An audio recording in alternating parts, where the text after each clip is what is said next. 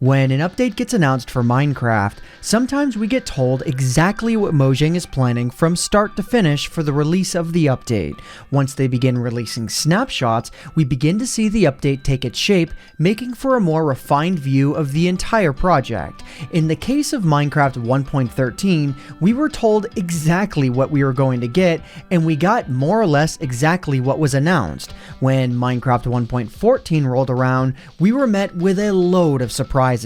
For years, Mojang has been taking suggestions for Minecraft from the community. Suggesting something to Mojang never necessarily implied we would get what we asked for, but Mojang has typically always been all ears, which is extremely nice considering millions of people play the game, and we all want something to be a little bit different. When an idea is stated though, and it catches the attention of the developers, or even the public, Mojang listens in a little bit more closely, and when they do, they put that request here, the feedback website's current hot topics. Well, these aren't endorsement of the threads by Mojang. The threads are something that Mojang clearly take a look at with the words, if your thread made it on this list, congratulations. That's not an easy task. We are humbled by the creativity of our community.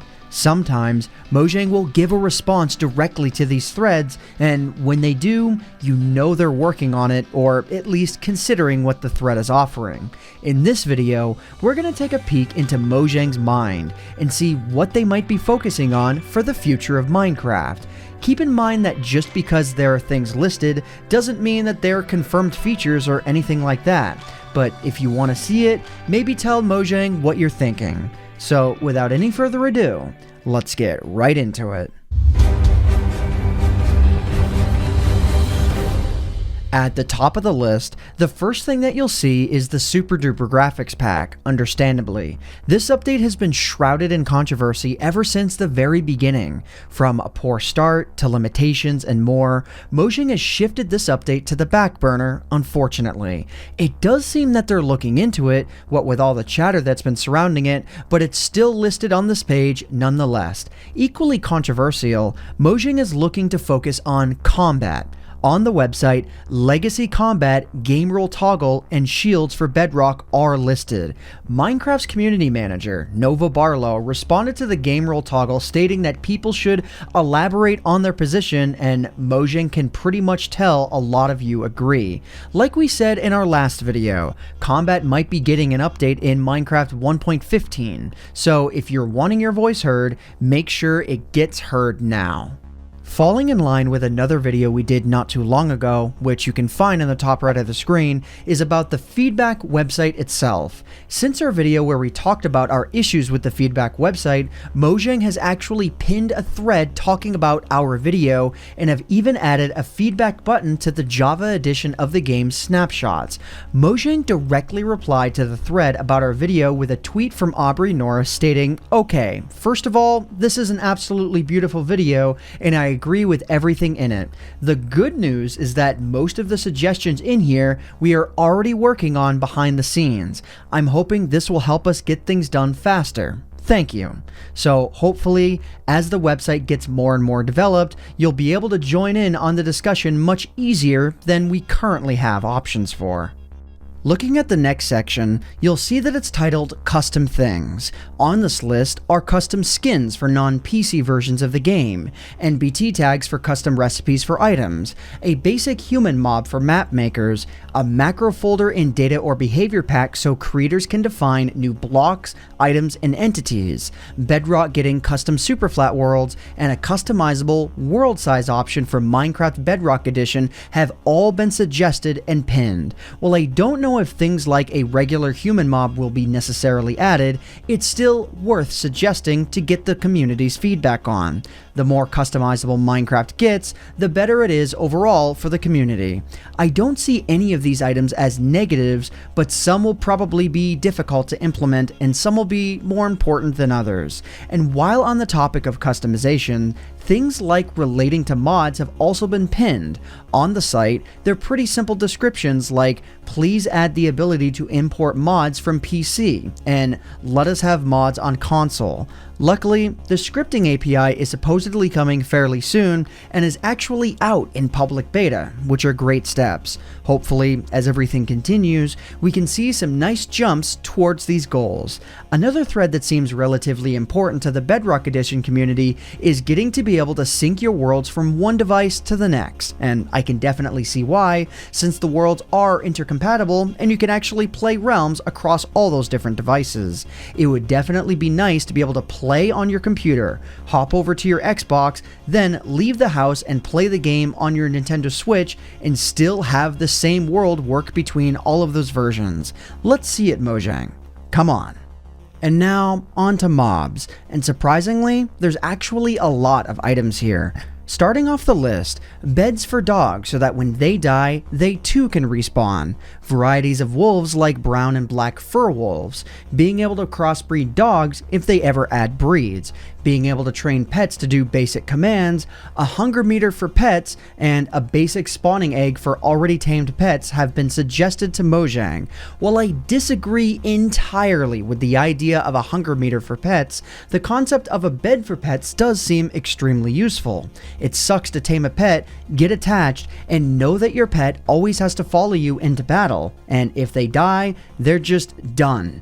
Adding a free roam option alongside sit and follow for pets might be nice as well. It'd be great to let them walk around your house rather than always having to follow you around everywhere that you go.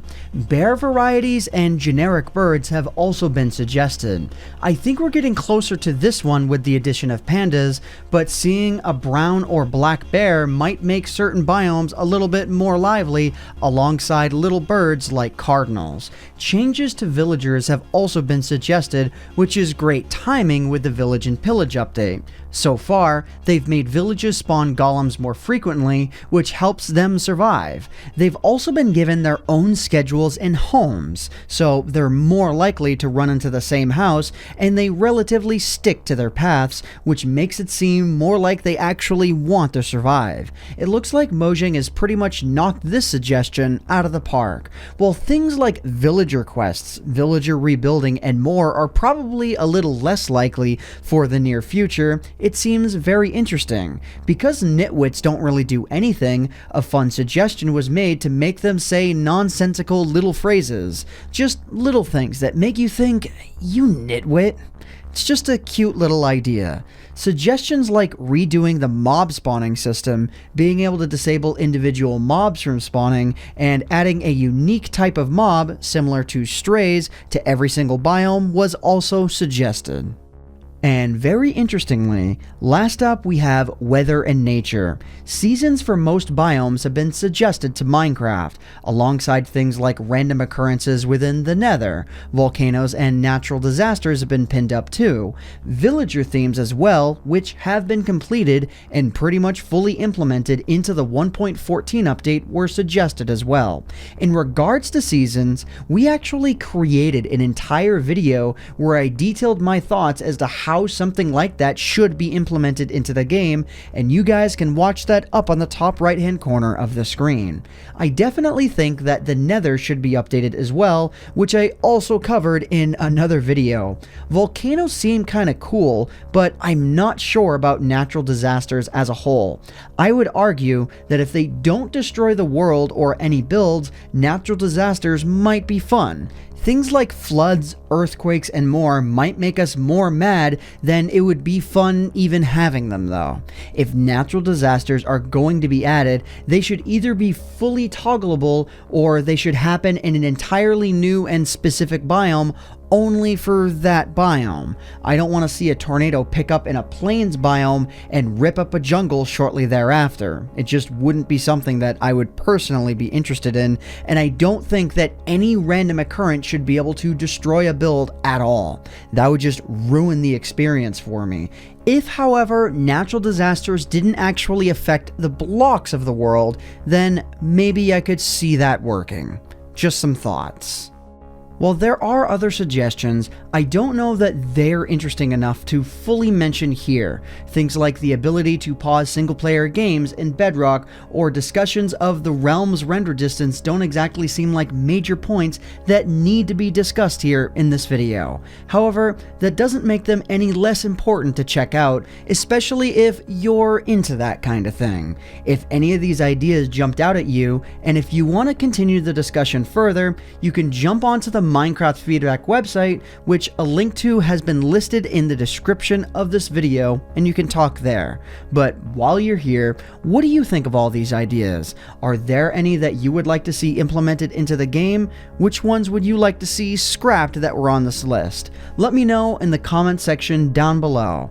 But other than that just about does it for me for now. If you guys enjoyed this video, please consider leaving a like on it, because it would really help out myself and Michaelmcchill, who co-wrote and edited this video, the channel, and the video quite a lot.